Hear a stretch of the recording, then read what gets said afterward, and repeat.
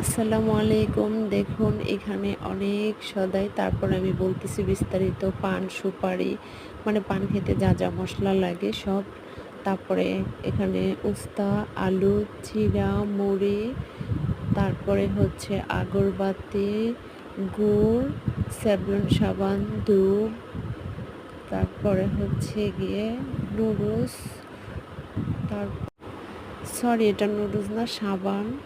তারপরে হচ্ছে মেথি, কালিজিরা, গুয়ামুড়ি, মানে যেটা মিষ্টি জিরা বলা হয়, বিলেত, জনসিল সাবান, তারপরে স্যাভলন, তারপর আরও অনেক কিছু আছে। এত কিছু আমার মনে নেই। এখানে হচ্ছে মিষ্টি। তো এগুলো আমাদের কুমিল্লা ব্রাহ্মণবাড়িয়ায় বাচ্চা দাদার বাড়ি অথবা নানা বাড়ি যেখানেই হয় ওখানে এগুলি নিয়ে যাওয়া হয়।